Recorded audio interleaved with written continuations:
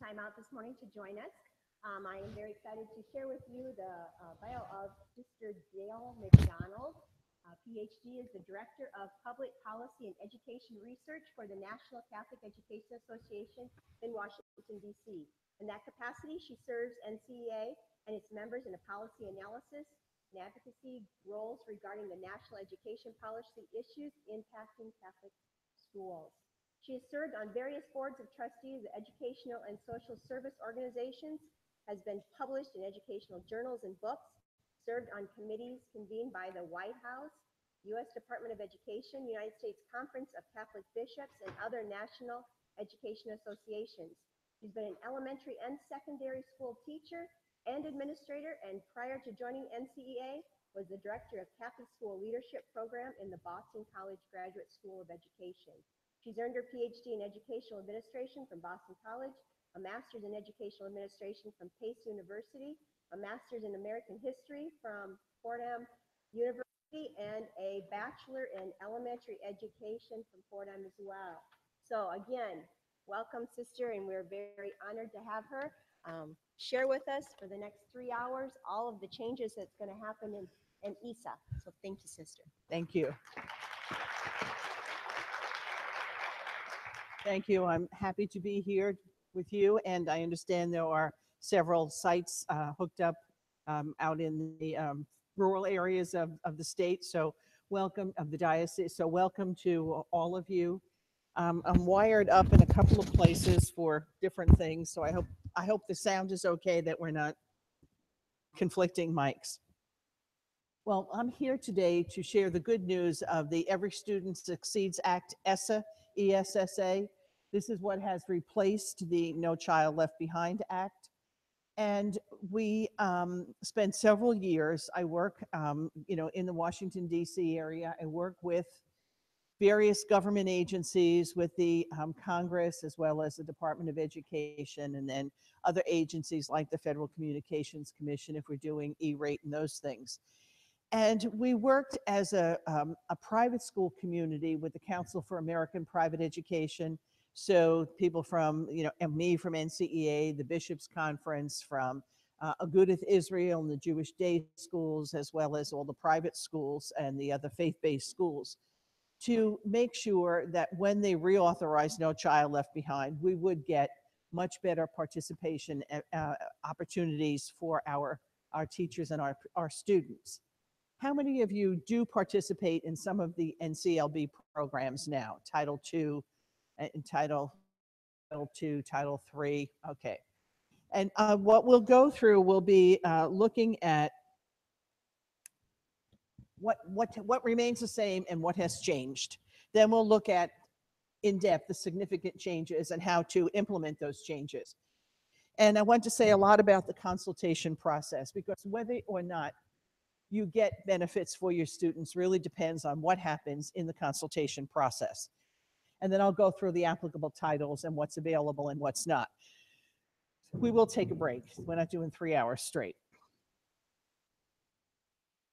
Okay, what has stayed the same? All right, since 1965, when these programs went into effect, the driving force behind being able to participate as religious faith-based schools were these two guiding principles, the child benefit theory and the public trusteeship. From the 1930s until the 60s, there were efforts to try to get some kind of federal aid to education. Before 1965, there was no federal aid to education. Each district, in conjunction with whatever the state might give it, ran its own schools. But then, as part of LBJ, President Johnson's war on poverty, the emphasis was on education as a way to help disadvantaged people get out of their situations. And so with the push through the 30s and 40s and 50s, the Bishops' Conference, which was the major lobbying arm for the Catholic Church, always opposed federal aid to education because we were not included. And so as part of the whole negotiation process under the war on poverty and the various programs that Johnson wanted to put in, the compromise was that the focus would not be on the school, but on the student and the teachers who teach those students. And so we have the child benefit theory.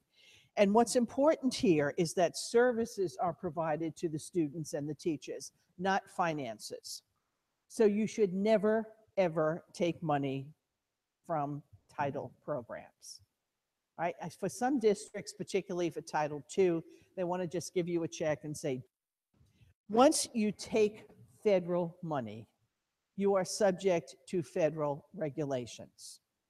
And that includes everything that would have to be in a public school if you're working with students with disabilities, employees with disabilities, and now all the LGBTQ regulations that are coming out and have been rescinded and may come back and whatever they're doing with that right now.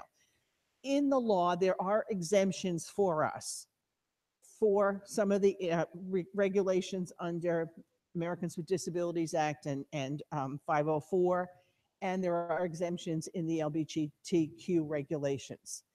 If you take money, you give up all those exemptions. So it's really important. The money goes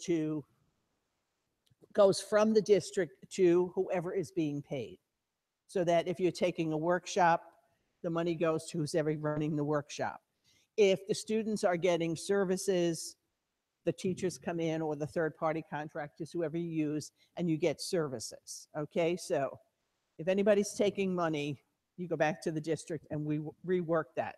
Because coming down the line, you know, a lot of this stuff, well, right now we don't really know what anything is going to be like, quite frankly, with the Department of Ed. All right, we're looking at that, you know.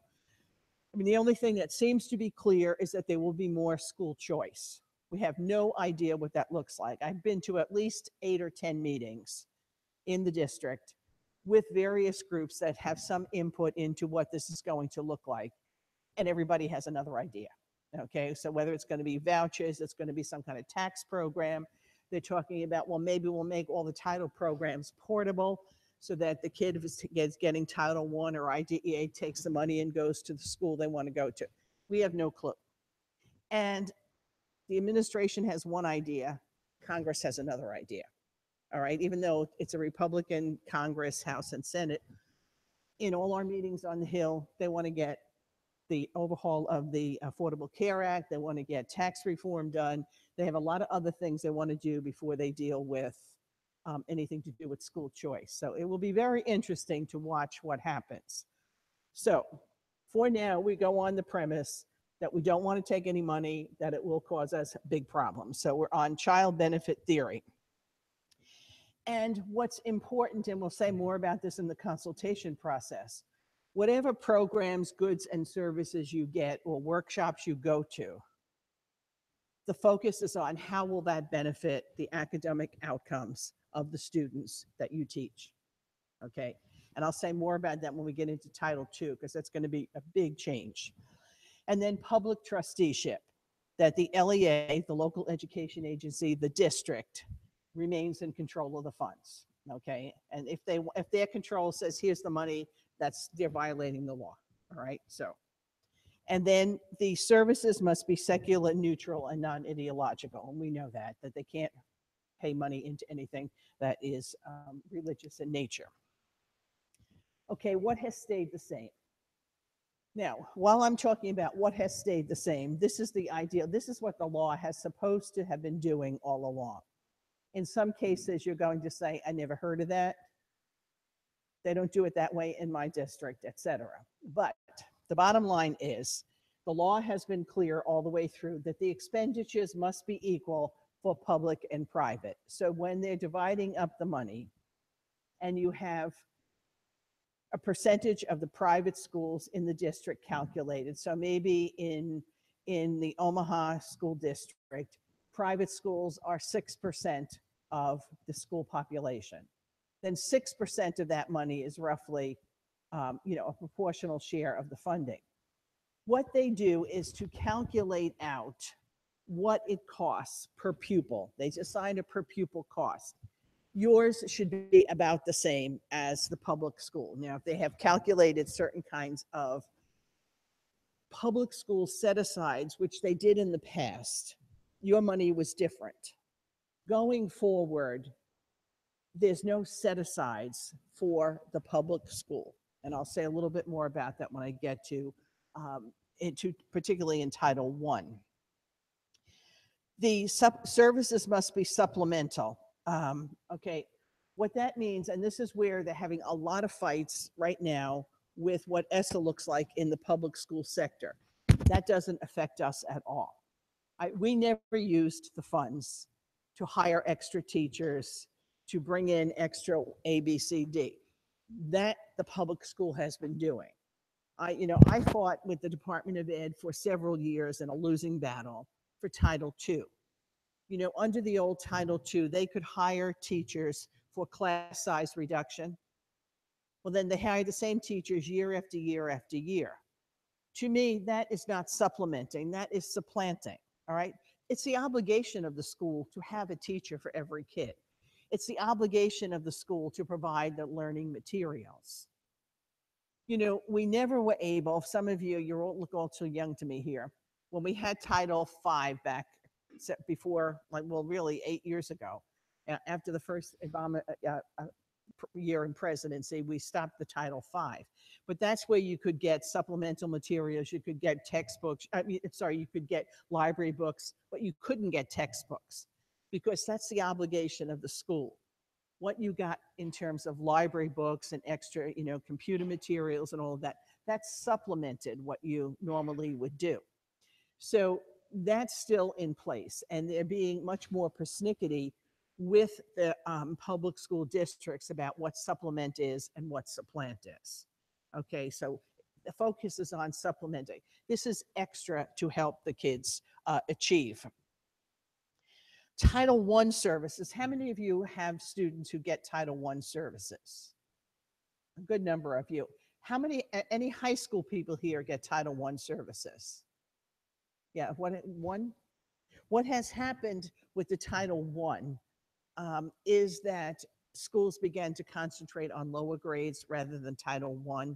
And so for Title I, you have to be in what they call a participating Title I attendance area. So basically, if your fourth grade has kids who would qualify for Title I services, but they only do K to 3 in the public school the child would have gone to, you're not in an attendance area. So we're looking at ways to try to improve on that. And then for Title I, the district in which the child lives and would have gone to school is responsible for Title I.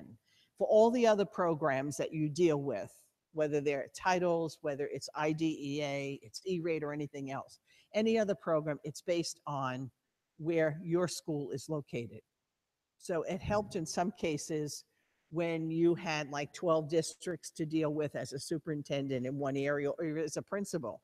Now, other than Title I, you just deal with one district, the district in which your school is located.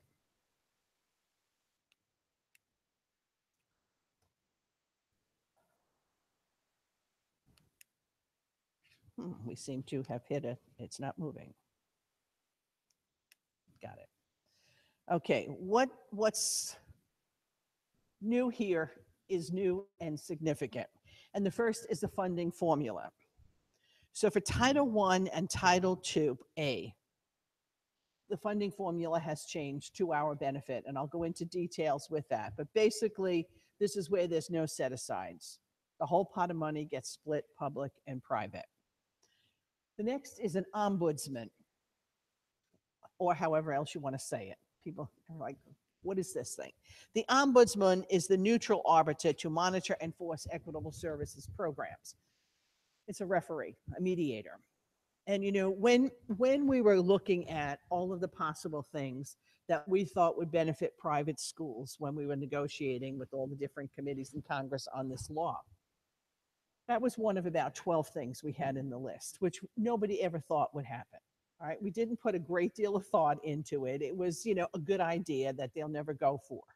And so, when you do negotiations, there's always some stuff you're like willing to trade off. And we just assumed that would be, since they'd never do it anyway, we'd trade it off. And then when the law came out and it was in there, we were like, whoa, now what? So then we had to start working on what this might look like. So this is a significant gain for us in terms of someone who can help you deal with issues that arise when you're trying to do consultation. And we'll talk about that. Again, in consultation, there are also stronger provisions for private school people. And then for the delivery of services, there's new options for different ways in which the services can be provided to the students and to the teachers.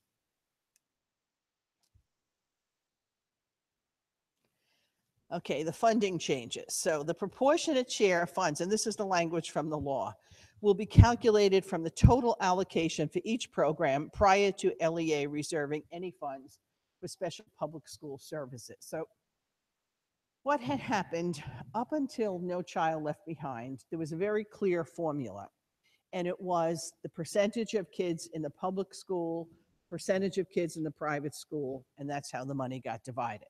So if you're 6% of the school district, then 6%. Now, when I say private school, I mean all of the private schools combined. Okay, so they're considered one entity, the private schools, and so the consultation process is among the private school people. So what had happened at NCLB was they designed additional programs like supplemental services where kids could get private tutoring or after school tutoring, where they had, if you were in a persistently underperforming school, then after 2 years you could be offered a transfer to a better performing public school if they take you. In the first go round in this, when President Bush first sent it to Congress, it was supposed to be to any public or private school, but they bailed on the private almost immediately. So it was to go to any public school, and there was transportation for that. And then if you were a persistently failing school, there was funds for realignment of the school and so on. So in some districts, they were using 40 to 50% of the money for all these special public school stuff. Money that our kids generated, all right? It took us a long time to get this across to Congress. So you had this pot of money that normally was divided proportionately. Then what happened was they had this pot of money, they took that much for public school special issues, and then you divided this small piece of money. But we generated that whole pot of money too, so that we fought and fought. And finally, at about year 5 that we were doing this, because they kept delaying reauthorization, people started to get it. It's a justice issue. Our kids generate the money, it should be spent on them. And so that's how we're looking at it now. For Title I, that's going to see some major input. There's some input. It may not be major, depending on how many kids you have for Title I. But for Title II, if you recall, under Title II, there was a lot of money. Over $3 billion, B as in boy, is in Title II every year. But we were only entitled to participate in whatever portion the district decided to use for professional development. So if they got $1 million for Title II, and they decided that $500,000 was going to go to class size reduction, and then another $250,000 was going to go for some other improvement, and then maybe they'd use 10 or 20% for professional development, or nothing for professional development. They had that option. Then you only got a share of what they were offering. If they offered nothing, they were not going to spend anything on professional development. It was highly suspect, in my opinion. But if they said we're spending nothing, then they had to give you at least what you got under the law before NCLB. And when you're negotiating in 2013, who was around who knew what you got in 1998, 1999? But that's what you were supposed to be getting when there was very little money. So, we were losing out big time. So now the law is very clear. The Title II money is split proportionately, the whole Title II package. I'll show you later some numbers. That's a huge amount of money for Title II. All right, so if you're 6% of the million that the district gets for Title II, or $500,000, you get 6% of that spent on the private schools. That's a lot of money. There's a lot of responsibility too when I get to Title II on how to apply for it in ways that you can actually use it, okay? Now, we also have this piece in the law that we've had fights over the years. First off, how many of you are actually told by the district, this is the money we got for Title III or Title II or Title I, and this is what can be spent on your kids? How many of you know that when you got a consultation? Okay, Donna, because she's from the office, and get some of you do. How many have never heard the dollar amount? Yeah, okay. They're supposed to tell you the dollar amount. But, we made a strong case that that doesn't happen. I mean, you go through all kinds of things. They tell you, well, we don't know. Well, that's true. If you're now in consultation process, and you should be with the district for what's going to happen next year, we don't know our numbers. Well, they know what they got last year. All right, they know the actual dollar number. They may not get their real dollar number till June, but they have a clue. They're not going to get significantly less and maybe more, so that you can start to negotiate now on what they got last year. And then in May and June, you say, Congress published the numbers now. What are your numbers? All right. And sometimes they give it to you and sometimes they wouldn't. What is written into the law now is that, well, in the process, the LEA applies to the SEA, the State Education Agency, whatever you call that Department of Ed at the state. And they send in what they call a consolidated application. So they make one application for all the title programs, and then how many kids are in private school, how many kids are in public school, and so that's how the money gets sent down to the district. Now the law says the district is supposed to tell you what you get, but also the state education agency is to send each school what they're supposed to get. And the two numbers should match, okay? And if there's a problem, that's where the ombudsman comes in. He's somebody who gets a copy from the state of, this is what each school is supposed to get. All right, so you have a sense of how much money can be spent. And that's really important, that we spend the money, that we don't leave it on the table and it goes back into the big pot, and then the public school can get to spend it next year. If it's for your kids, your teachers, it should be used for your kids and your teachers. And then funds must be obligated in the fiscal year in which they were allocated. This is where we've seen a lot of problems, where the district, the funding year goes October 1 to September 30. That's the fiscal year for the federal government. That's how they get their money.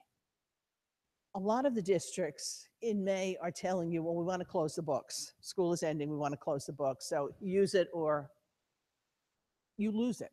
That's really what happens. They were supposed to let you carry it over, and this is where you negotiate for the whole year. If they want to close their books in June, well, then it's your fault, not mine, that my teachers can't go to all these summer programs.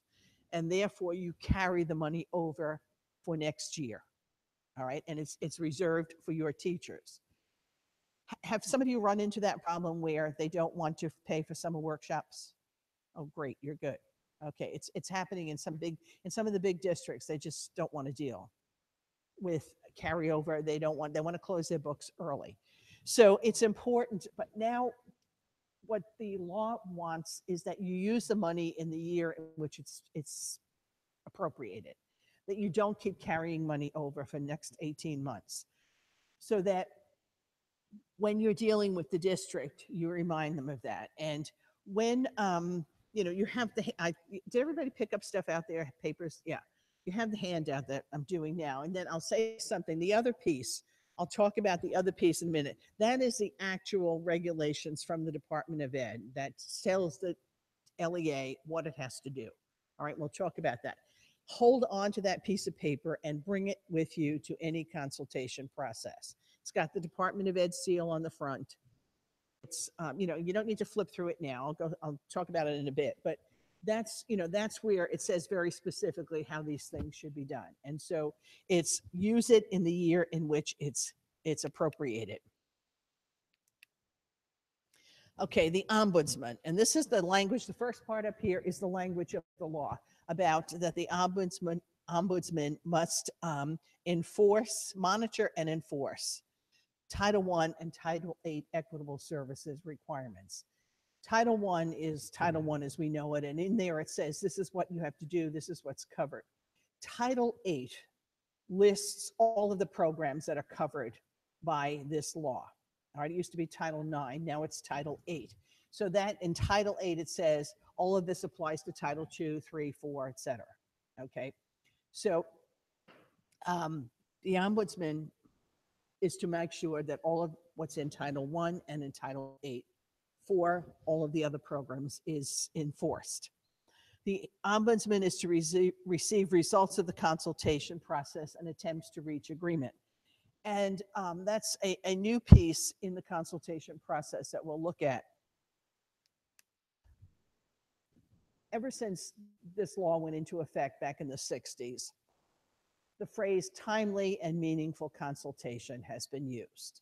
Most people's experience over the years has been time consuming and useless. All right, meaningless. What we've been able to do over the last couple of reauthorizations is to get very specific language about what consultation is supposed to look like. Up until now, these are the previous requirements.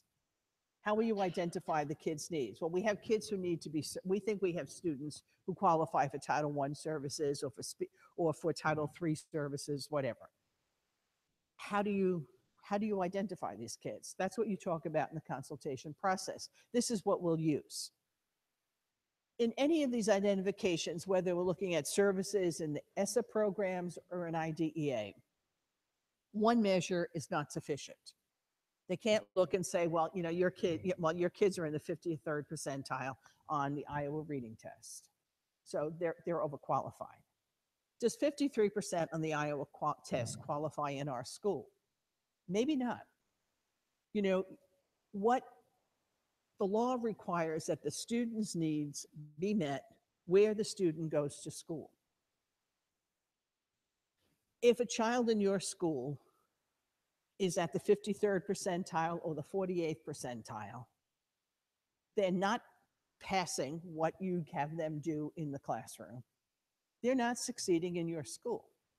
They may be on the honor roll in, you know, Brown School over here, but that's not your school. And so they can't make your school kids give up their right to what would improve their academic outcomes because they're doing better than a public school kid.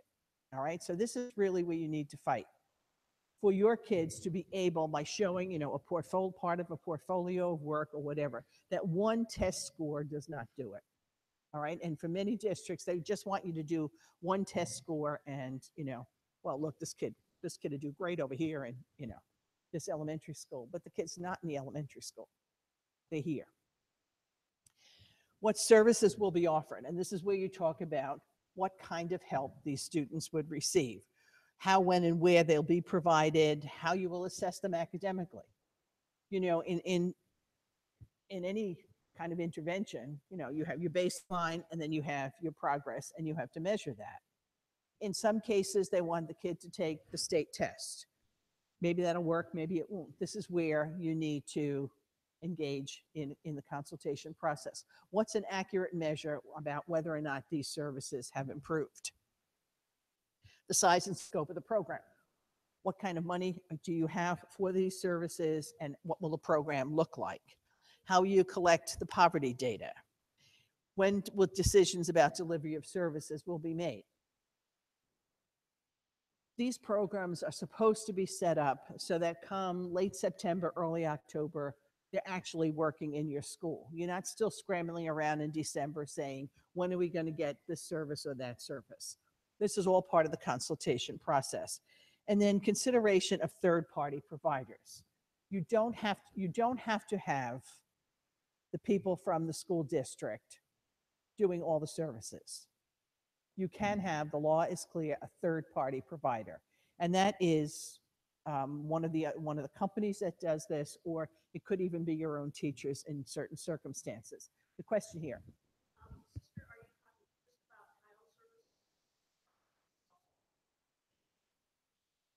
Right now I'm talking about title services, but the law says for special education services that districts are encouraged, not mandated, unfortunately, encouraged to provide services at the school.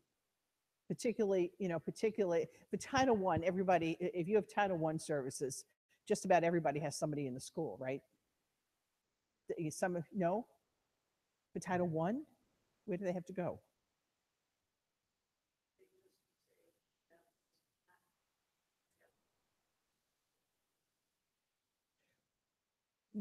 Yeah, but they,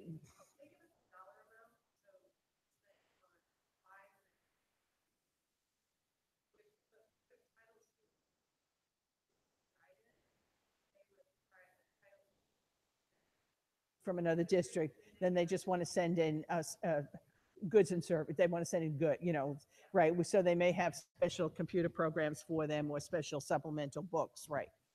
Um, yeah, pretty much. I mean, it depends on how much money is available and what, we'll see. Let's go to what's new.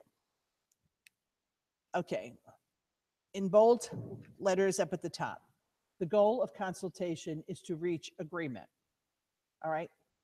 The goal is to reach agreement. And if you don't, that's where the ombudsman is the mediator. It used to be, yeah, they listened to you, you went to the meeting, then they told you what they're going to do. All right. The law is clear. That is not acceptable any longer. The goal is to reach agreement. Pardon me? No, this is only ESSA, okay? Special ed has to be reauthorized. We'll certainly go there for reauthorization, but that's not high on the list right now.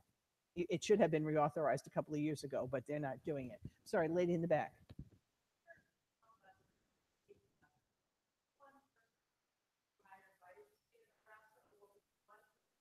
No, one by the state of Nebraska. Yes, and the Department of Ed employee for the state. Um, there's a little more I'll say about that when I get down the road a piece. Let me just make sure. I thought I skipped a slide, but I'm not. There's a whole, no, okay, that's in another presentation that I do. There's a whole piece in the consultation, in the guidance piece that you have, that the bigger document. As I was saying, we had no clue that the ombudsman would really ever come to light. And so there wasn't a whole lot in it. And the law only says that piece that I showed you, that they're to monitor and enforce. But in the regulations that came out from the department just before Christmas, they made a couple of points. And, when we went to consultation meetings with the Department of Ed, when they were writing up this language, we're like, well, when are you going to appoint the person? Who is the person? And we did a lot of input with the department that the person should have some familiarity with private schools to understand the differences between private school and public school programs, that the person should be appointed when the consultation process for this year is taking place. So quite a few states have already appointed the ombudsman. We encourage the Catholic Conference people who do the lobbying at the State Department, at the state legislatures, and hopefully with the state education agency to push for the appointment of an ombudsman. So that while the law says an ombudsman, there's nothing that says it couldn't be two or three.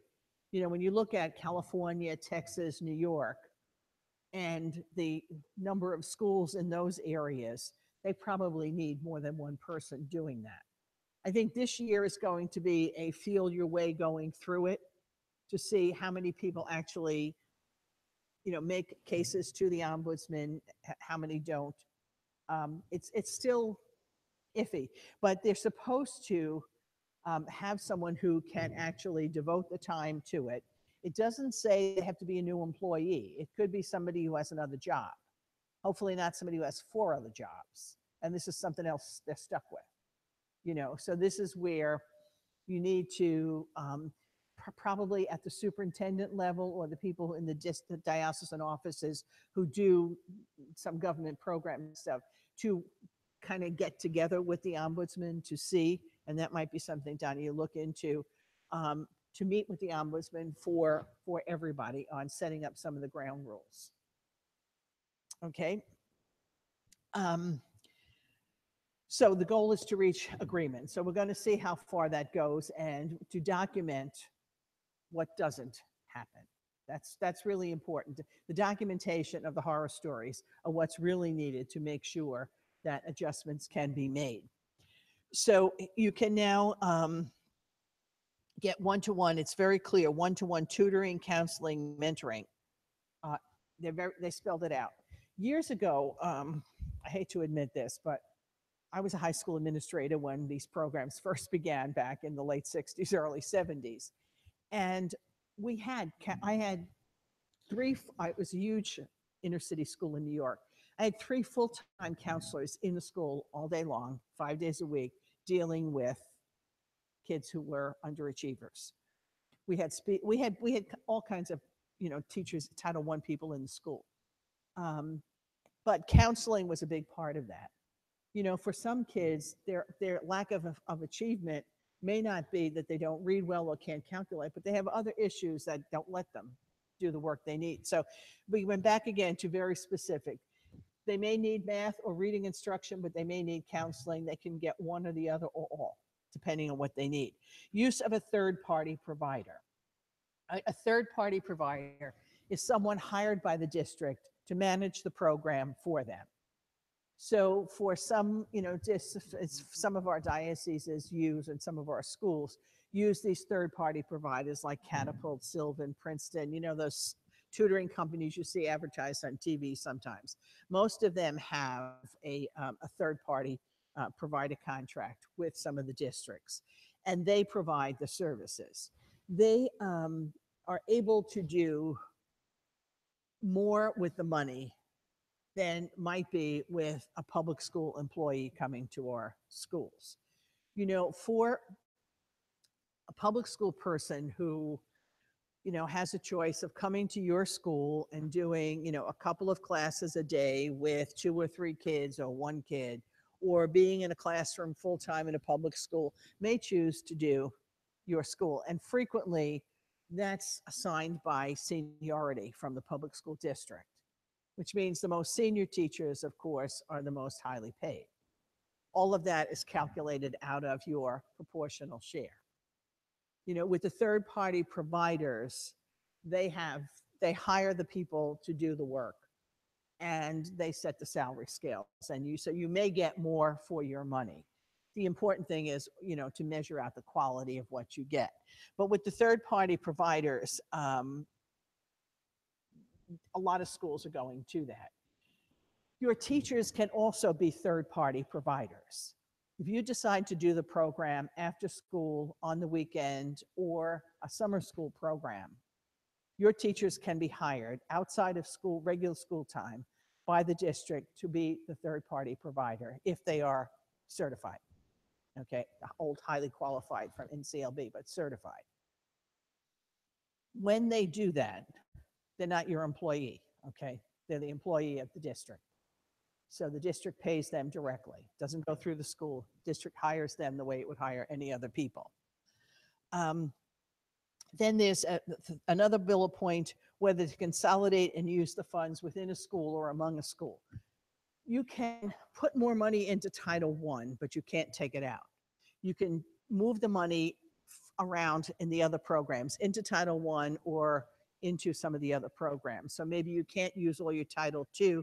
You don't have enough opportunities for professional development, but you want to start a big program for English language learners. And so you may be able to shift the money there.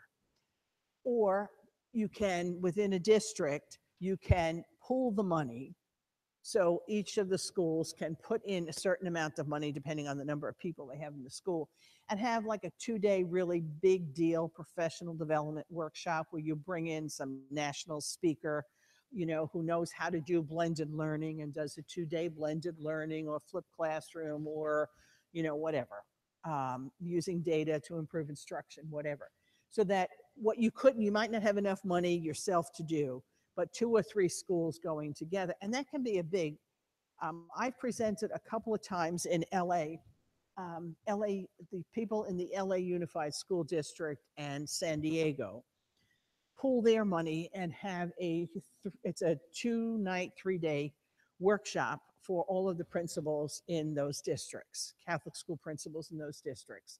And I should not just Catholic private school, because there are some people from some of the other, religious or non-denominational schools that participate. But everything is paid for, that the teachers get, the principals rather come for like 2 nights in the hotel, all the food, all of that is part. They do it with third party contractor who organizes it all. But it's a very significant, opportunity for teachers. At one point, they were learning how to use, all the iPads and that for iPad connected classrooms and so on. All of the principals got an iPad as part of that process, so that they were also learning. There's programs on the iPads that you can do teacher observations and click in all the stuff as you're observing. And, I was out of that stuff when all this technology came in. Okay. I've been doing this at NZEA for 22 years, and I was in college before that. So, we sat in the back and kind of wrote notes on a piece of paper when we did observations. But there are ways in which you can pool the funds, okay, and be creative about what you might be able to do together that you wouldn't be able to do alone. Then the bottom part, if they disagree with you on any topic, they have to give you an analysis in writing. So you say, I want a third party. I would like to do a third party provider. I know people who have used ABC, and these are their results. And they say, no, we're not doing that. Well, they have to give you in writing why not. Because we never did it. It's really not a good reason. These are where you have grounds to appeal, either to the LEA to say this is not working, or to the ombudsman to say they are violating. We haven't reached agreement. They're not willing to give us a reason why, and therefore we feel they have not followed the consultation requirements. Yes.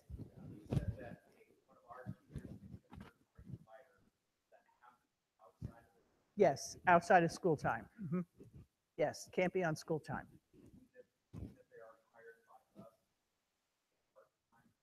Can't be on school time, right. Has to be outside of school time. That's the law. Because otherwise you are supplanting, you're not supplementing, because it's during the school day. That's basically the reason. But, for the Title I, well, so the consultation affirmation, okay. I'm sorry, go ahead. So if you have a para, as he's asking now, if they're only contracted you in your private school for half of your day, they have the ability then to be contracted to the district for the other half of the day if you're only using them on a part-time. If it's outside their employment time. But that gets a little confusing. Okay, the idea, I mean, if it's your employee, I mean, they're seen as your employee, whether it's, well, these hours are theirs for us and these hours are theirs. So generally, it's hard to make that work well. But if you can make it work and the district agrees, that's fine. Well, part of it, and this kind of goes back to something you said earlier, and I don't take up time. No, this is why we're here. What happens is our public school is literally right across the street. So for our Title I services, they don't send a teacher over to our school. They make our students go over to theirs. So what happens is some of our parents won't take advantage of Title I services, Right. Because of that, because of the time loss and everything walking across, etc. So some of our teacher aides then have been basically doing that title service, even though we don't call it title. Place of the title services provided by the public school. And why won't they send the title teacher across the street? Their reason is that the schedule doesn't work with all the students they have. Give me a break. I think you need to renegotiate that and come to agreement. For one teacher to get across the street to deal with the kids is a lot less time than all the kids getting across the street. The same thing like, when they won't do speech therapy in your school under IDEA, and the kids lose 40, 50, 60 minutes getting to a bus, you're paying for the bus, the monitor on the bus, getting the kids to the school. I mean, it's crazy. Pedagogically, it's crazy and it's a waste of resources. That's, we've talked to them about that. We've talked to them about time, the safety concern, and again, the street, the other schools across the street. Right. But, the idea, what happens is if you don't use the money, they get to use the money. All right. So it makes it harder. Make it hard enough and you won't bother is, some of the spoken or unspoken philosophy behind this. So, I mean, I think this is where you look at the new consultation agreements and you push for agreement and that, for one teacher to come across the street. Can we use, and again, this is something kind of referred to, but with the special ed services, you'll have that same power or not? Not the same power, no. You don't have, the consultation requirements for IDEA do not say must reach agreement. And they have to, but they do have to tell you why they don't want to do what you want to do. They have to give you that in writing. And I would insist even for Title I and for IDEA, you want in writing why they will not provide on-site services. And that's where if it's IDEA, I mean, if it's something crazy like that, just say, well, I think I have to file a complaint with the state education department. All right. And then, you always have a right to file with the state education department. And then if the state education department doesn't do something about it and they give you new guidelines here for ESSA, then it goes to the Department of Ed. And usually when they know it's going to the feds, they get a little nervous and figure it's not worth all the hassle. And so they generally capitulate. Yes. Yeah.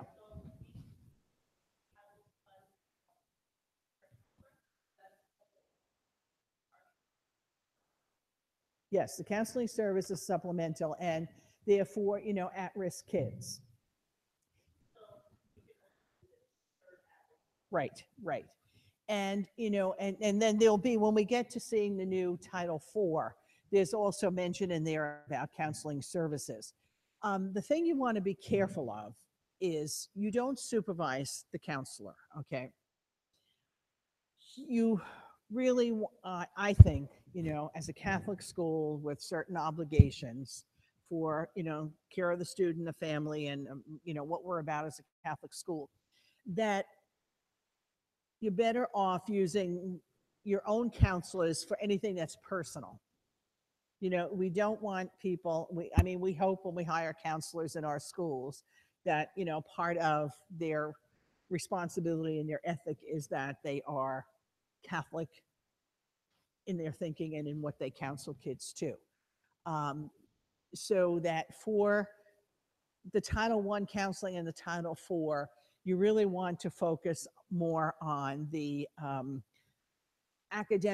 the underlying problems for academic achievement rather than, the personal, which is kind of a hard maybe thing to split because we don't know what the personal is. But, you don't want counselors that you're not hired and you're not comfortable with because you don't know them, giving people advice about personal issues that may impinge upon family and faith, as best as I can say it. So now,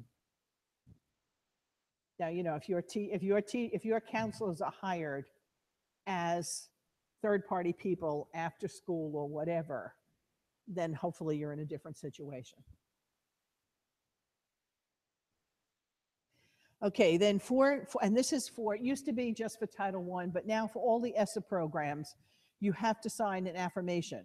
Yes, consultation did occur. And when we say consultation occurred, we mean that all those steps going back several slides have been followed.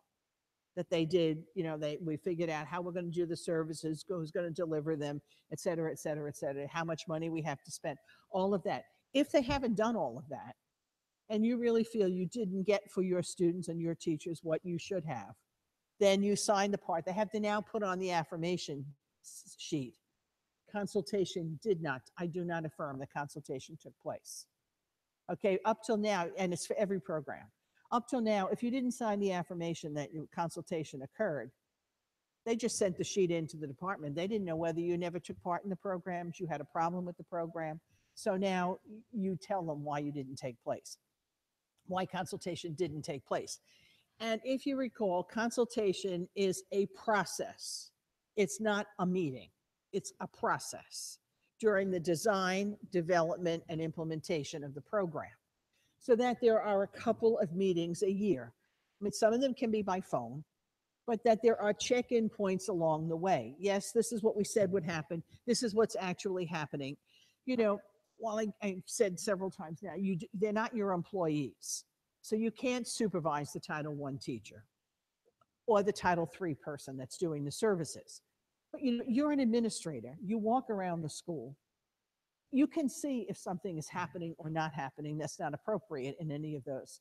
You know, so you don't wait until you do consultation next year to say, well, you know, the Title I teacher was always late. The kids were out in the hall. No, you wasted a year. You call the district and you say, I have observed that the Title I teacher has been late 3 times so far. We need some correction here. So you call the district and tell them what you need done. You don't wait until next year. You know, if the teacher is persistently absent, you don't wait. You say, I want a new Title I teacher here in the school because my students are being deprived of the service. You focus on the kids all the time. The kids are not getting what they deserve, what they need. Okay, so if you go to a meeting and they say, oh, we're having the consultation meeting, and they have a sheet, the consultation meeting. If it's one meeting, it's not a consultation meeting, it's an attendance sheet. I tell people, if it says consultation sheet, I say cross it out and write attendance. I'm here. Because that's not consultation to come one day and to tell you what they're going to do for you, particularly now with all these new regulations in ESSA. They can't do it in one day with everybody from the private school community sitting around the table. All right, so you've got some power in your hands. It's not, you know, the end of the world power, but I mean, you've got some power. And, you know, for the sake of your kids and their teachers, you do it. And so, you know, when I'm talking about the consultation strategies, you know, Donna was saying to me, it takes weeks to get an appointment. Well, when you have your first consultation meeting with everybody there, you say, all right, let's schedule the next 3 and get a date on everybody's calendar for the next 3. All right, or the next 2. How many? You need to do at least 3 during the year so that you have it calendarized. And that you make the meeting, you know, you make the request early so that you do get the stuff on the calendar, even offer to host the meeting. You know, it's their responsibility at the district to have the meeting, but be as proactive as you want to be or can be so that you do get, you know, you get something done in a timely manner. And when you go, make sure you have, you know, have this stuff with you.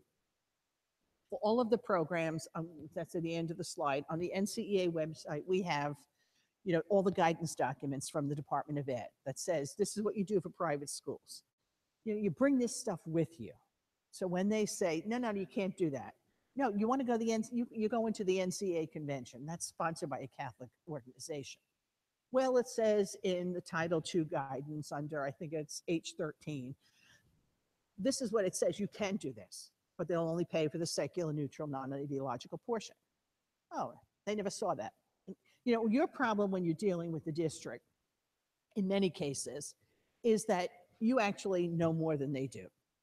You know, you work with somebody, you get started. The next time you get a meeting or you have to call, oh, no, they're gone. So-and-so is here now. But so-and-so didn't get all the data, all right, didn't get all the information. So that's why it's important to have the papers with you that when you're dealing with different topics, whether it's IDEA or any of the ESSA programs, so that you don't presume that the people at the district got all the paperwork that you did, because very frequently they don't. So if you have paperwork, at least you have something that comes from the Department of Ed. And, you know, and the important thing is you always focus on the needs of the students.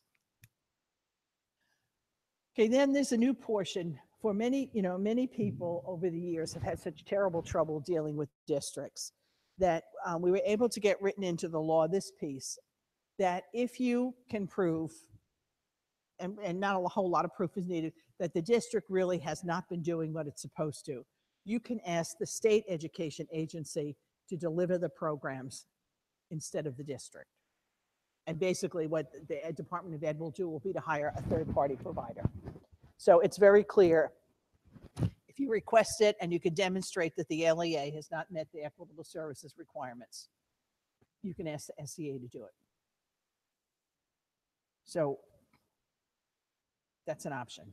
I don't know, it's if you have some serious issues with the LEA, I think that's important. And of course, when you're having trouble, you can always say, well, maybe we do need to ask the SEA, and that might be a little leverage on the LEA when you're looking at it.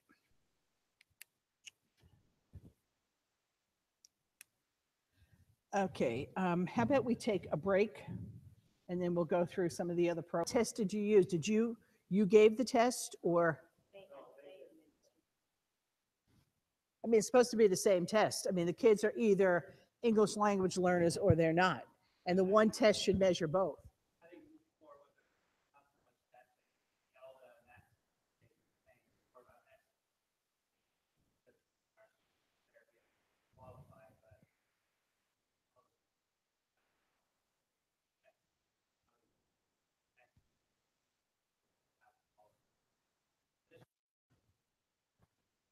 And this is something you really need to deal with in the consultation process.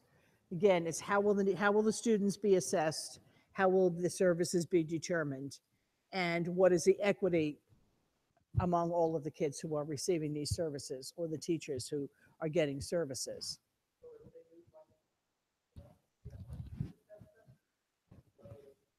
No, because I mean, the state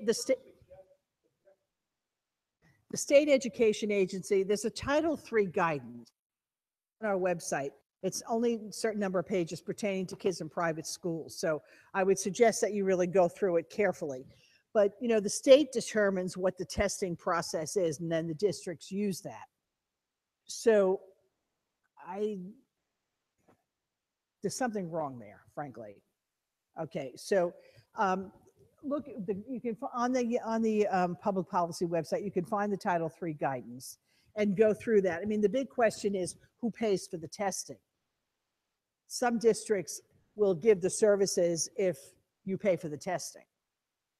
Other people say, well, at least if we get the testing, we have some sense. So hopefully the new guidance for Title III, which is not out, will give us some clarity about that. But again, the whole idea is it's equitable services for both public and private. All right, do any other questions on ESSA? Donna asked me to do some stuff on IDEA. Mm-hmm.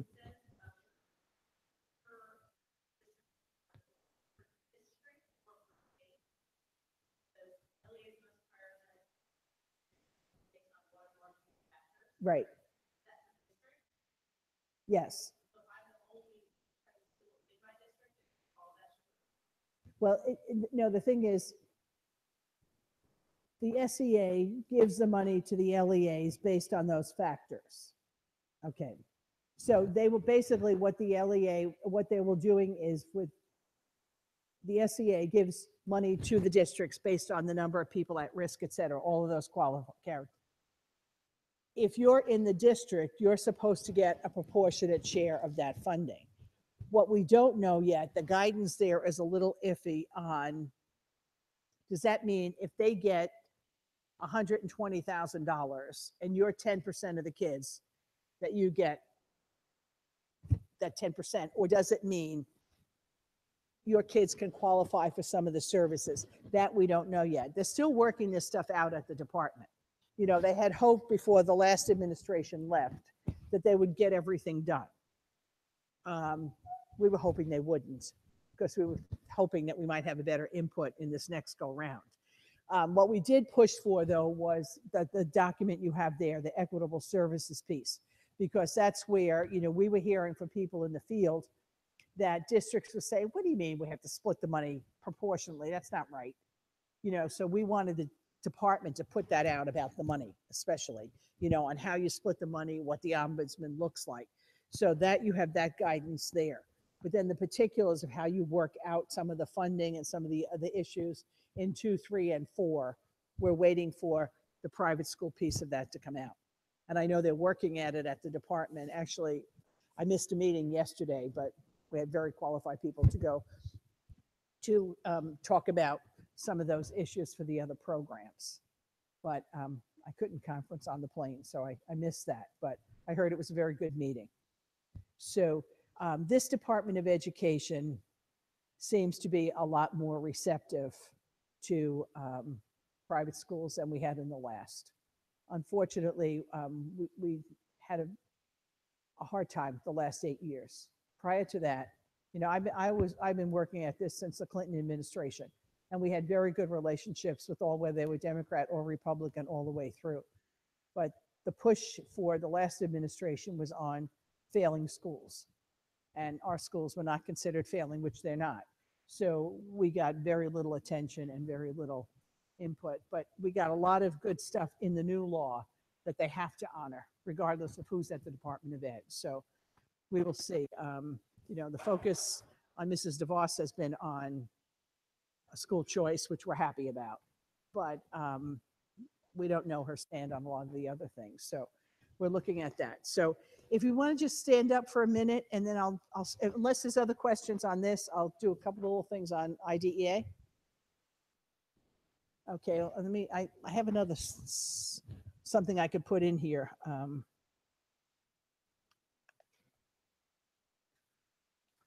Let me do in the show.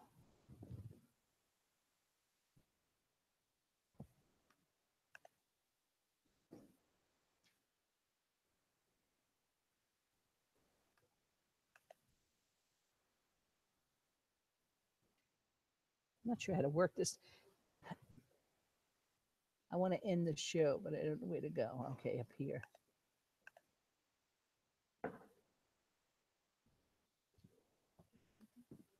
I don't know how to get, like, I'm a mouse person. I know, so am I don't know what this, I. Okay, what do you want to get into? I have in the file.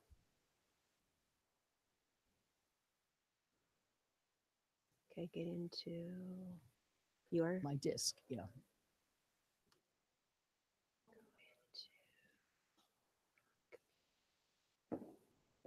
Okay, If, Yeah. yeah, this one right here. yeah.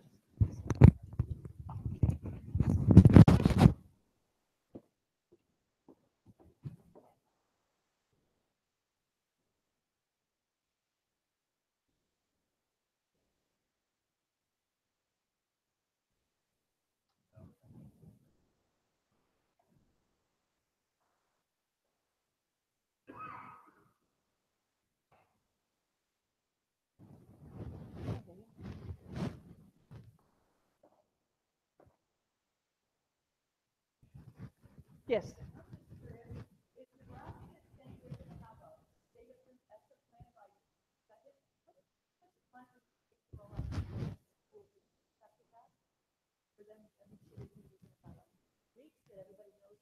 Probably, yes. Is there anybody, there should have been someone from the private school community on that planning session.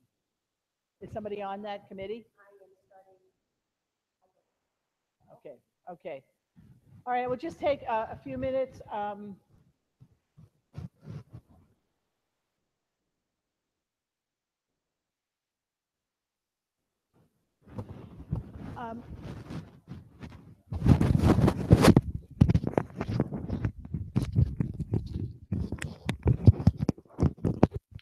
Get questions about IDEA and 504. All right, they are not the same thing. Okay, so for, and you need to know what you're talking about when you're looking at if you think there's a problem with what kind of services you're getting. Basically, for IDEA, it's an education law and you get benefits. If we're talking about ADA and 504, there are no benefits, all right? Public or private schools, nobody gets benefits. The 504 and ADA are basically civil rights legislation that cover employment and access to programs, first that were federally funded, and then it went to anything that's a public accommodation. and churches and schools are places of public accommodation. But under 504, if you are not a recipient of federal funding, then you're only required under ADA to make reasonable accommodations or under 504 to make minor adjustments.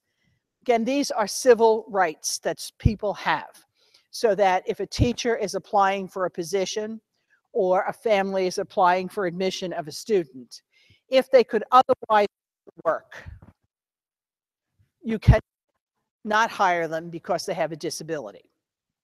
You don't have to hire them, but you can't discriminate against them because they have a disability. You know, so you have to be careful. You know, you have 6 teachers applying for a job and one has a disability. You don't really have to hire her just because she has a disability. She can't put off the list because she does. All right. The oh, I don't have that. I have that on my other slides.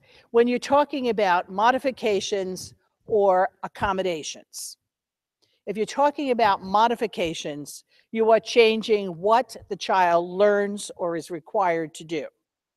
If you're talking about accommodations, you're talking about the way in which they access the material they have to learn or what they have to perform. Okay, for both of those, there are different rules. If you are accommodating, then the student is considered the same way anybody else is, so that you have different marking system for that child, etc. If the child has extra time or whatever the child needs, whatever grade they get on the test, they get on the test. If you modify the program, you have changed all the rules, all right? And you are free to modify, but the parents need to know the difference. If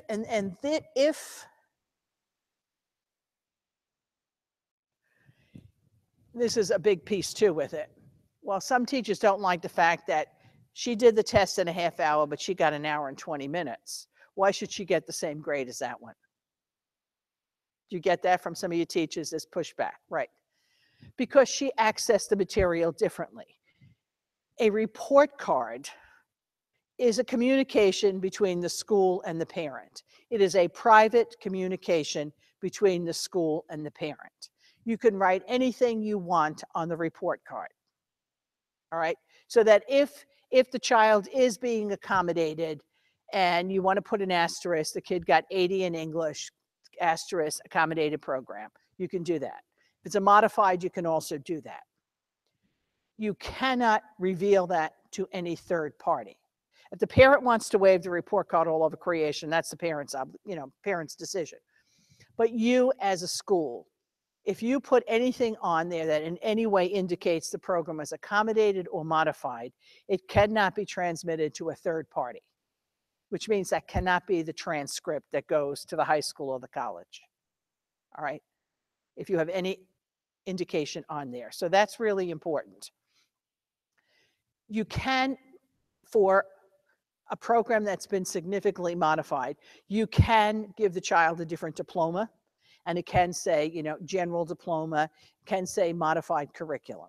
You can say that. You can't say because of a disability. You can never disclose a disability to a third party. Okay, so that's really important to keep in mind. That's civil rights law. All right, so that you can. I have here. Oh well, you don't have these handouts, right? You can, again, as I say, indicate modification on a transcript, but not accommodation. I get a lot of questions about 504 plans. There's some mystique out in the world that there is this official document called a 504 plan that you fill in. There is no such thing, right? A 504 is a shorthand for an accommodations, right? So that the obligation to write a 504 with those 3 numbers rests with the district that receives the money. We do not receive the funding, therefore we do not write a 504. We write an accommodations plan. It is the same thing. You make it look like what any accommodations plan would look like. You have, first off, you have an official diagnosis from some, psychologist, med doctor, whatever. You list the accommodations and the support services, who's going to do it, et cetera, et cetera. That, with the diagnosis, is acceptable to the SATs, the ACTs, or whoever. Some parents, again, as I say, think there's a special document. There is no special document. No two districts write the same kind of 504 plans for their kids. But the 504 plan, whether you're in public school or private school, has no money attached to it. In the public school, if you're entitled to FAPE, you get an evaluation and you get an IEP that has all of this, what the services will be provided to meet the disability. For a 504 plan, again, it lists down, what the child's needs are, who's going to do them. A 504 plan written by the district and an IEP written by the district do not transfer to a private school. You are not required to do what those things say. And that's very important when you're admitting students who come with IEPs and 504s, that the parent knows right up front, we probably can't do all of this. There are some things we can do, some things we can't do. You're not required to do all of that.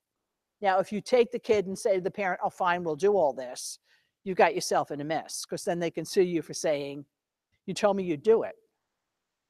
It's very important when you're dealing with families who have students who require some kind of interventions that you know before you take the student what you can and cannot do. There's always something you can do. What you can't do may far outweigh what you can do, and the parents need to know that. And you need to know what is a proper fit. If you ask on your application, and you can ask, will the child require any particular accommodations, dietary restrictions, et cetera, you can ask that. Now, if they say yes, you can't just automatically put it in the reject pile, okay? But, you work with it. If you have schools with waiting lists, you have no problems. If you can't meet, Harvard doesn't tell you why they didn't take you, all right? Like 90-something% of the kids who apply to Harvard, Stanford, et cetera, just get a thank you, but we're not taking you. They don't tell you why. You're never required to say why you didn't take a child. But if you do something stupid, like, well, we can't handle that disability without any conversation, you're putting yourself at risk, right? And once you take the child and you're able to make some modifications or accommodations, you are required to follow through. So you take a child with a wheelchair and the school has a ramp and they're fine, and the first, grades 1 to 4 are on the first floor, it's fine. What happens when the child goes to 5th grade? Well, we don't have an elevator, too bad. No way. What's a reasonable accommodation for that child? What's a reasonable accommodation? The 5th grade moves down to 1-4 and 4 goes up. As I tell people, Mrs. Smith, who's been in that classroom on the 5th floor for the last 20 years, may not think it's reasonable, but it is a reasonable accommodation, okay? The same thing in high school. Well, the chem lab is on the top floor. Yeah, but with all of the electronic stuff, digital stuff you can do nowadays, they can do the experiments. They can do some of that stuff digitally and get the same input. So this is where you need to think and be creative. As a church, we want to be welcoming and accommodating as far as we can, without, as the law says, undue financial burden or fundamentally altering the program. Those are our 2 outs. Is an elevator an undue financial burden? It depends. This school looks like it might not be. Your school, it might be. It depends on what your finances are in a school. We saw, all the churches, remember, had to put in ramps. Not every church was required to put in an elevator. So it depends on what your circumstances are. So, those are some of the things you have to keep in mind when you're dealing in the general category of accepting students with disabilities. To try to be as inclusive as we can with the resources that we have, and to be as honest with the parents about what it is that we can and cannot do. The same thing when you have a child suspecting of having a disability. There are conditions under which you get very different evaluations. So you have a student who's suspected of having a disability, you suspect it or the parent, and you talk with the parent. The parent requests that the district does an evaluation. Every child who is suspected of having a disability is entitled to an evaluation. That's all they're entitled to, all right? Under IDEA, you lose your right to FAPE if you are parentally placed, but you are entitled to an evaluation. Now, when the child goes for the evaluation, the parent says, I want to know what FAPE would look like if I transfer my child to John Brown Elementary School, all right? That evaluation is very different from the one you get when you say, we're never going to leave St. Stephen's, but I want an evaluation, all right? You get a very different evaluation. And for most of the kids in our schools, all they're going to get is an evaluation. Very few kids get services. You know that from those of you dealing with, with the districts for the services. Because a child entitled to FAPE is entitled to all the services that he or she needs, whether it's federal money, state money, district money. The law says that if you are parentally placed, the parent chooses the school, then you are eligible to be considered for services, but they don't have to give you services. Right? All of the kids in the district who are in private schools form this pool, and from this, and they generate money, and from that pool, they serve some kids as far as the money will go, because all they get is the IDEA money, which is less than 30% of what it needs. The rest of the money comes from state and local money, so that our kids don't get anything but the evaluation by and large. And so the better the evaluation, the more you know what you're dealing with in your school, because you don't want to scare parents into thinking you're trying to get them to go to the public school. But if you get a better evaluation, then you know how to write an accommodation plan. You know what you can, again, what the child needs, what you can and cannot do. So that's really important, that evaluation be as robust as possible. And then from there, you go to the consultation process about who gets services. Any child is entitled to any evaluation at any time that the parent requests it. That's important. I was going to go through this fast. This is from something else I do with the pre-screening. All you need to have now, given it's going back, you've got all this RTI, and some of you are aware of the RTI, the response to intervention. So the public schools have set up these elaborate processes to identify kids, and they go through several tiers. We only need to do something to show that we suspect it's a disability, not that the kid's a pain in the neck and it's a behavior problem, all right? So you identify the problem in the regular classroom, all right? So you give a math test, 98% of the kids fail. What's the problem? The teacher, probably, okay?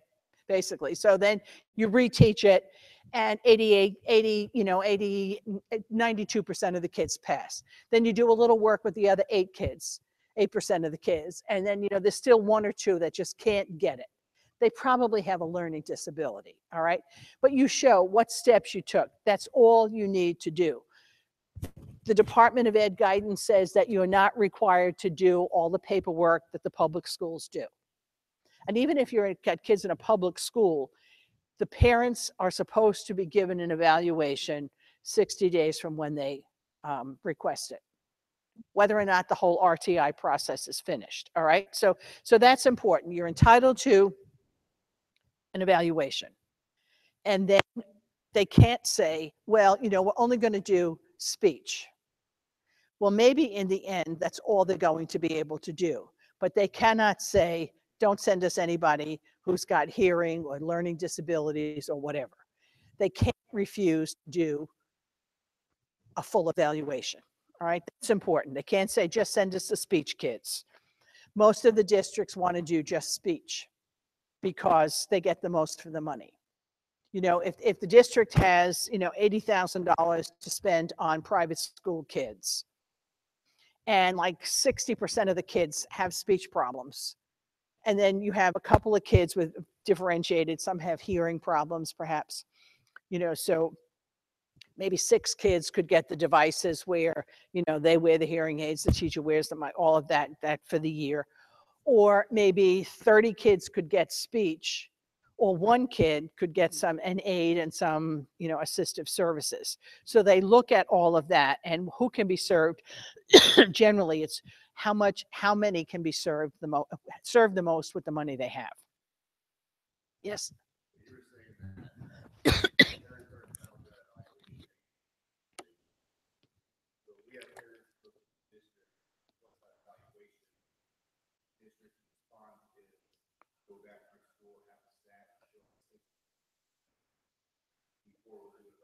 Right. They have to have some paperwork, right? Yes. They can't just call up and say, we want an evaluation. It's, the school tells me there's a suspicion of a disability and the school will forward you the paperwork. The parent signs off that you are able to send that. Because, right, but, but they have to go through the school to get the data. I mean, some parents don't want their kids identified. I mean, some parents figured out years ago, well, let's get the kid identified and they can get an extra half hour on the SAT or the ACT, So then they got more strict about actually what you have to go through to be identified. But, I'm sorry.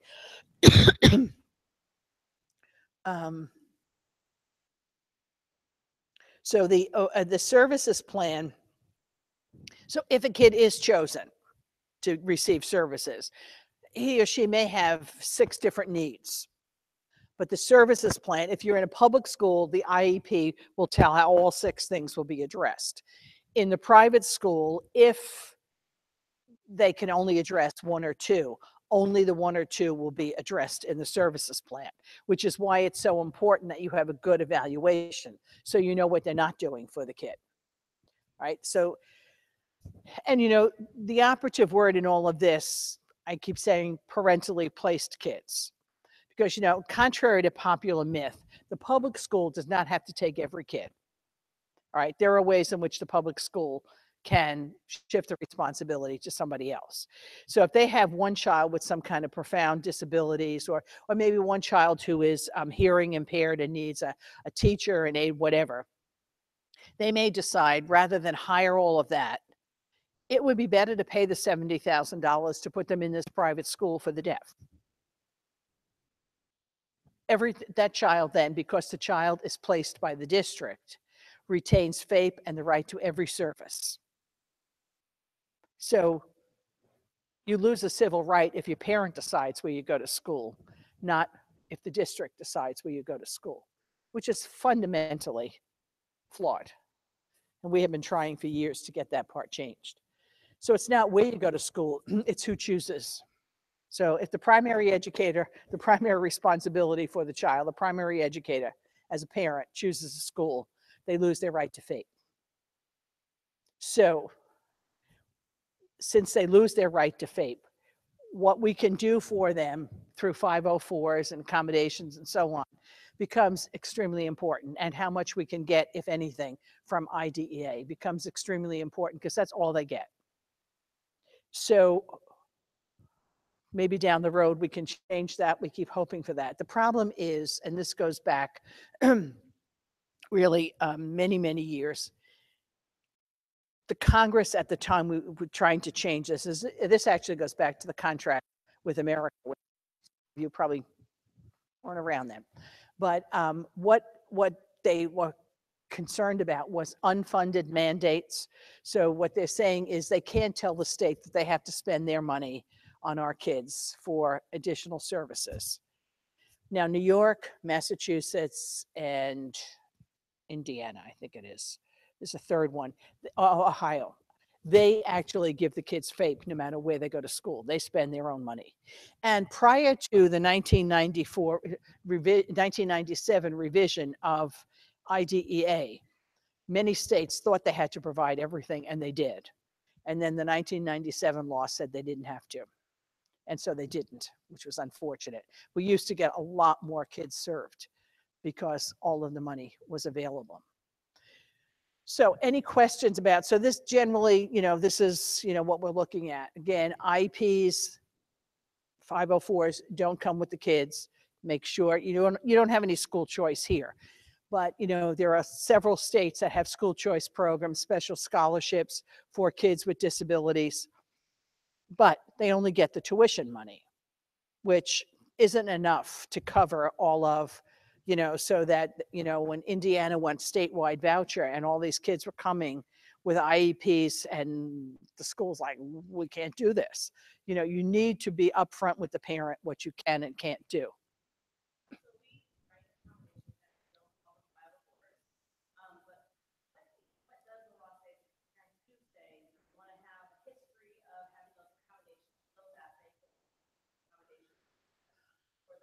Right, you keep that in their file. Right, right, and then the parent gives you permission to submit that. When the parent wants the paperwork to apply for, accommodations on the SATs or ACTs. That's basically the only place they use it. Well, maybe within the school, like if they're taking NAEP and some of the other testing, and you don't use the state tests here, do you? No. Okay, like if you were in a state that used the state tests, they would be provided on those tests, whatever accommodations. It's basically the ACT and a 504. And then when they're applying to colleges, they think they have an advantage because they have to take so many kids, Question here. A little louder so everybody can hear you.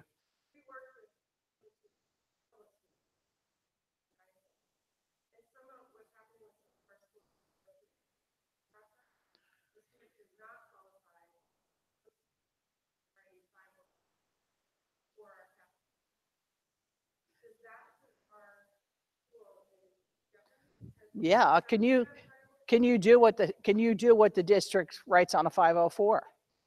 If you accept it, you're accepting that responsibility.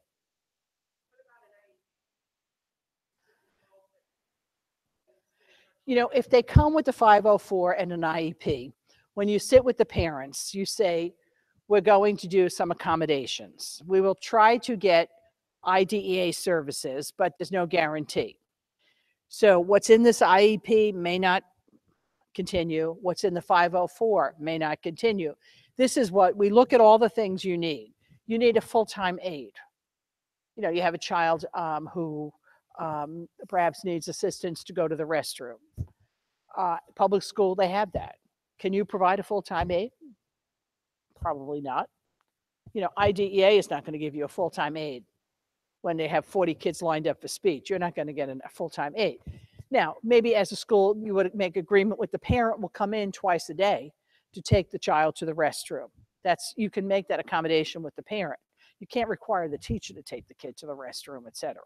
So this is where you need to know what you can do, what you can't do.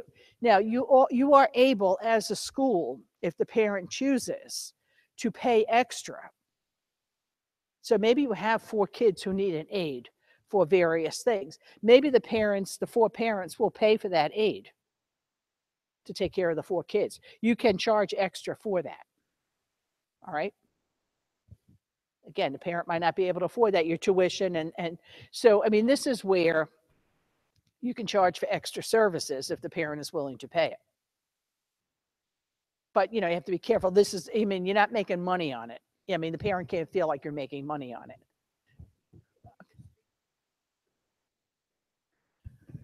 LRE, the least restricted environment, yes. That goes back to the first education of the handicap law, in which up until the 70s, basically kids were warehoused, if they even went to school.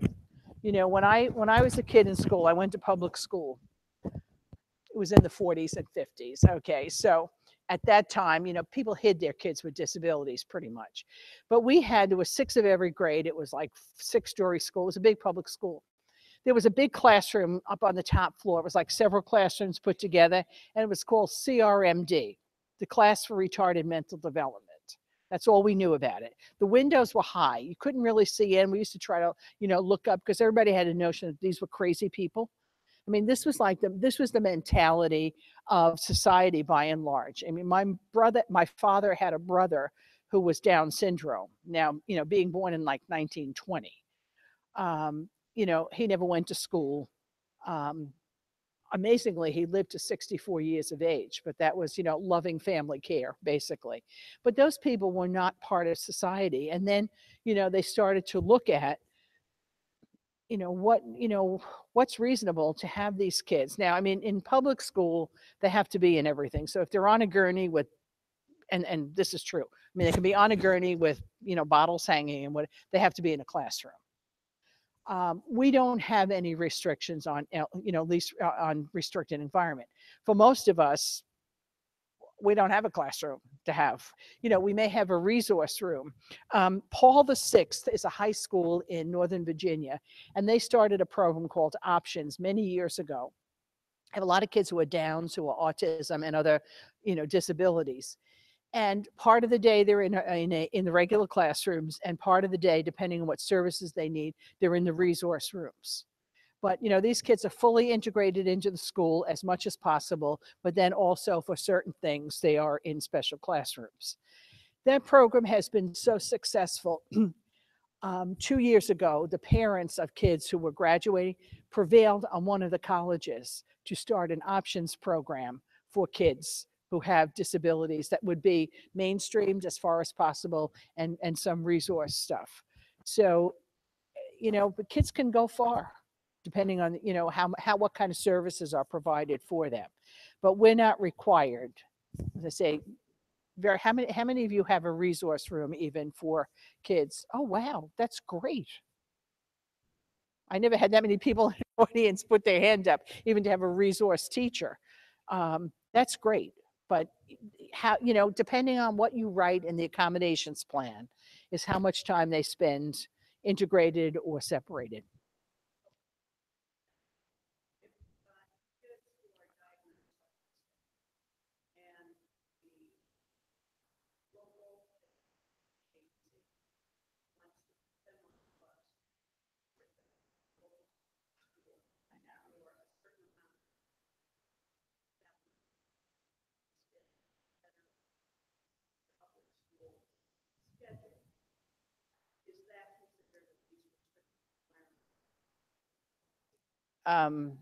That doesn't figure in that.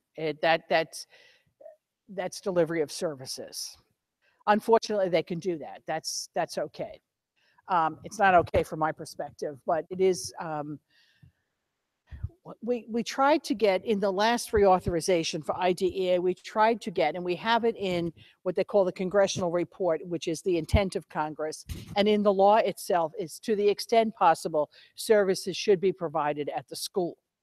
Now, we were trying to get services must be provided at the private school, but they pay lawyers big bucks to come up with this stuff. Okay, well, they went through and they said when they saw that, the lawyers took it out because in public school, not every service can be provided to every kid in the school. Some of them may have to go to a hospital for certain services. They may have to go to an occupational therapy. They can't do everything in the school. Therefore, you can't mandate that services must be in the school because not all can be provided. We were like, that's really splitting hairs for how many dozens of kids that probably can't be accommodated in their public school, but that's the law. But the law says, as reasonable, as far as possible, it should be provided in the school. It's crazy to spend the amount of money they spend transporting kids for services. It's pedagogically just, disruptive. It's a waste of resources. And, back in 1997, we had a Supreme Court case, the Agostini case, which overturned Aguilar. In 1984, there was a lawsuit brought about Title I being in the school, and the law said it had to be on neutral sites. And again, some of you, maybe you were in school when you saw trailers outside public schools, private schools, like the kids, and then we worked with the AFT, the American Federation of Teachers, the big teachers union. They started to realize this is nuts. We're spending, I think there was $22 million in the budget for trailers in New York, for trailers. so kids could go out to the trailer. I mean, the AFT was no, they calculating saying how many teachers could be hired with that $22 million that they're spending on trailers. So we were like, what a waste for the kids trotting out to the trailers. So we worked together on what became the Aguilar case, that Agostini, that overturned that. So now you can have the services back in your school, and they're not spending money on trailers, people driving the trailers, because they didn't leave them there overnight. They had to drive them back to some neutral site. So, when is it going to dawn on people that this is such a waste of money, except for the bus drivers and the bus driver unions that, transport these kids? But unfortunately, yes, they can do that. They're supposed to give you a reason for not doing it. Now that, and back in the day when you had to go back to where the kid lived for the services, that was problematic. Now that the services are delivered by the district in which the school is located, they're only dealing with how many Catholic schools, private schools in their district, and you're only dealing with the one district. It's so much easier to send the teachers into the schools now. They're not trotting cross town to the school where the kid, would live, et cetera. So, yes, this is where you argue in the consultation process. Unfortunately, the ombudsman can't interfere in this, but this is where you have to talk about the ways. And up until this last reauthorization of IDEA, if the private school didn't use its money, the public school got to spend it. We got a provision in the law now, the private school money has to be spent on the private school kids. I mean, under the old law, there was no incentive for them to find your kids, evaluate your kids, and serve them, because if they didn't spend it on you, they got to keep it. Now it has to be spent on your kids. So why are we spending it on on buses instead of the kids? So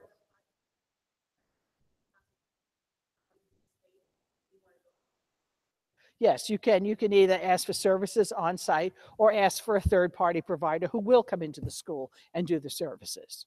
And if they tell you no, they have to give you in writing a reason why. And if that reason is stupid, like we never did it before or whatever else, then you say, well, I am going to appeal to the state education agency. This is unreasonable. We want to appeal to the SEA. And if you don't like what the SEA does, they have 60 days to get back to you. Then you go to the U.S. Department of Ed. You can't go direct to the U.S. Department of Ed. They're like the Army. You got to go chain of command. They'll send it back. You'll waste your time. If you go first to the department, they'll send it, it'll float around up there, then they'll send it down to the state. So go.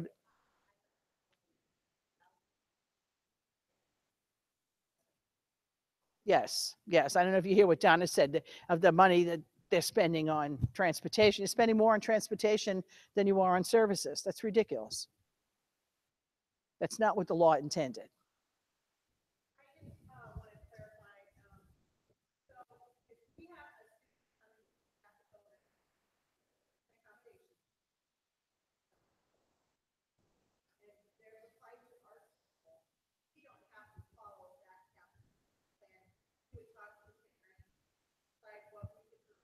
Right. Accommodation. Right. Because you can't all do, you might be able to do more. You're a high school, you probably have more resources. Sorry, Dave, but right. No. You're not required. And this is why, when you go, this is an important piece. I mean, I have a whole 2 hours on IDEA. When you go, if a kid is chosen to get services and you go, a parent and school representative goes to the IEP meeting. Well, now it's called services plan meeting. What's important there is that you concentrate on what the district is going to provide for this child. When they say, well, what are you going to do? Well, no, you don't add what you're going to do. You don't put your accommodations, your money. The focus is on what the district will do for the child, because they're obligated. If you stick in there what you're going to do and they renege, and you're stuck holding the bag for what you can't do. So they're two separate things. You say, we will talk accommodations with the parent. We're here to discuss what you will do for the child. Okay, so you don't mix and match. Yes.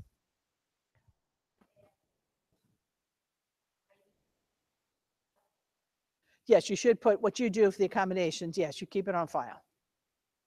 In the student file. It's not on the report card. Right, in the academic file, right, because that is an academic accommodation. Well, you can, I mean, it doesn't matter, I mean, you can always pull stuff out. I mean, you need it where people know where to find it so that, when you look at the end of the year and you go into next year, what needs to be done or not done. It is part of their academic record, actually, but you don't send it on. No, you don't send it on to the next. Again, accommodations are not revealed. Modifications are. If it's what? Hmm. Oh, yes, as long as the parent signs it. Right. Right. Well, yeah. I mean, if the parent may not want it to go, if the parent says fine, then it can go. If the parent says no, you can't disclose it to a third party. That's why, for schools that use their report cards as the transcript, you have to be careful that you don't have stuff on there that shouldn't be. Like you don't have contact marks on there and all that stuff, that you may do on your own report cards. On St. Louis, we're doing ESSA. I'm just doing ESSA. I think Pamela Allen from the Department of Ed is doing IDEA. We'll do more in ESSA on terms of we'll hope we get more guidance on what some of the guidance pieces we're missing are. Somebody back there, the lady in the dark.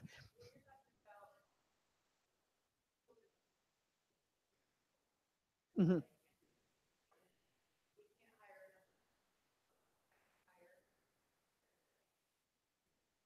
Oh, then you just say, oh, that's the best one. Well, a third party provider could find people to hire. And you go to a third party provider. Yeah. I mean, that's the best because then it's clear you can't provide it, but the third party could, hopefully. See, the third party providers don't have to have the same qualifications as the school teachers do. Again, which is where you want to, you never hire a third party provider without recommendations from some other Catholic school that uses them. Just so you get, I mean, the ones that we deal with, some of them are corporate sponsors from NCEA, Catapult, now it's called Velocity. It used to be Mindstream. A couple of them are our corporate sponsors, so we know them, but I'm not pushing them. But I don't know all the providers out there.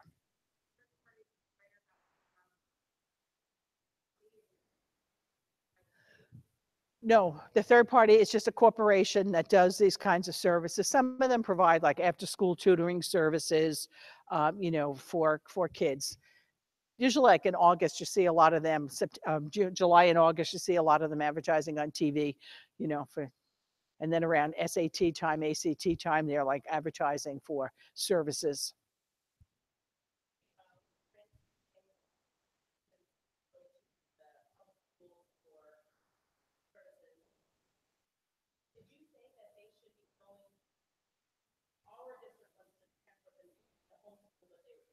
No, no, only Title I is the home school. Every other service and every other program is the district in which your school is located.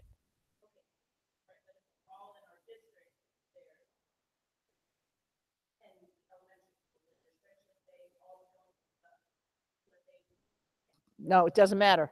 That's what you talk about. Ideally, it will happen in your school. Yes, in your school, or they may say, well, these four schools were within 20 minutes if we put them all the services here. I mean, I think if you're going to transport kids, try to transport them all to one Catholic school, make the parents feel a little better.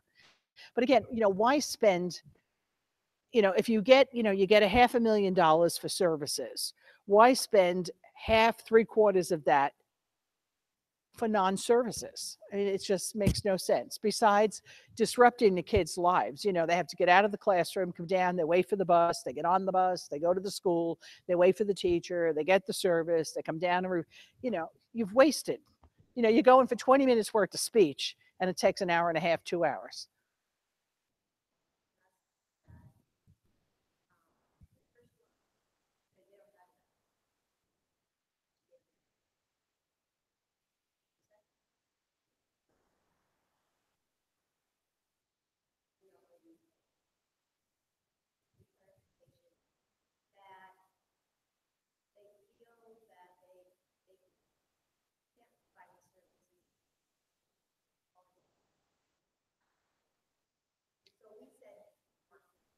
Yeah.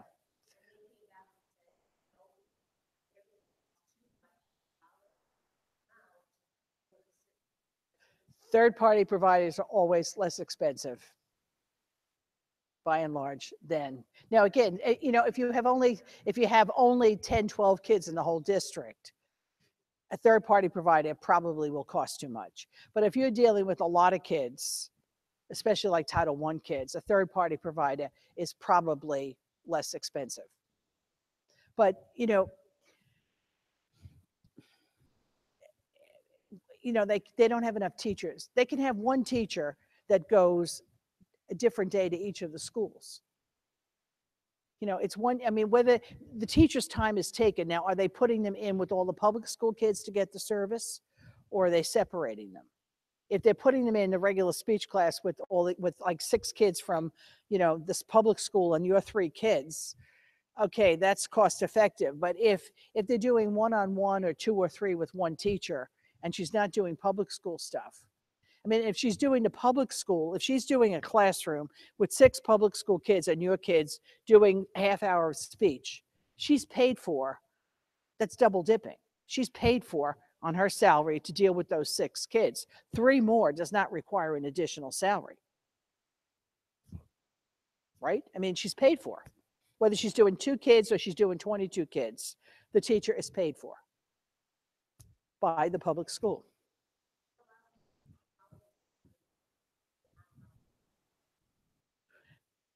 Again, it depends on the circumstance, but you argue as much as you can for on-site.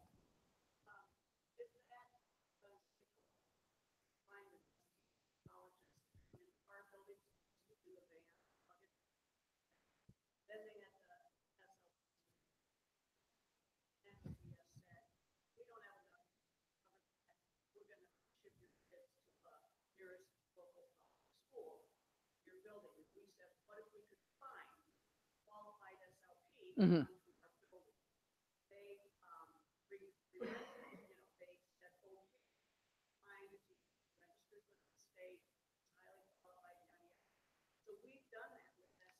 So you have been able to hire a third, so that's a third party provider. Yeah, see, that's, and so like with the speech people, do they have the equipment? If they're using certain pieces of equipment, do they bring that with them? You know, it's tricky. But the point is, don't let them push you. I mean, you have to be a little thick-skinned, and you have to threaten, if it seems that it's not reasonable, you have to threaten to go and file a formal complaint with the state education agency.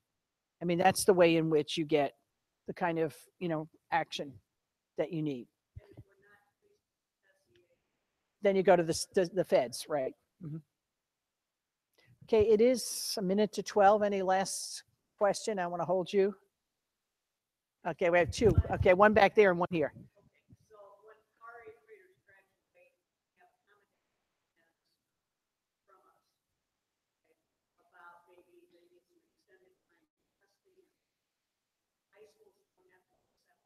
No.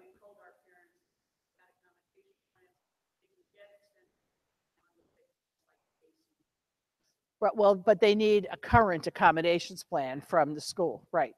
And again, that's the parent has to, talk with the school. But you can't make commitments for the next school. They need to tell the school that they've had that, right? There's someone back here. Yeah. Yes. Yes. Okay. This is for something I'm doing next week, but yes. Okay. On the front slide of the page that you have, my email is there. Available if you want to email me for something, you want to call me. Our phone number's on the NCEA website. I try to get back to you right away or set up a time. Sometimes I can answer it in an email. Others I say, give me a time to call you because this is a little convoluted and we need to talk about it. But, whatever I can do to help you serve more kids, that's my mission. So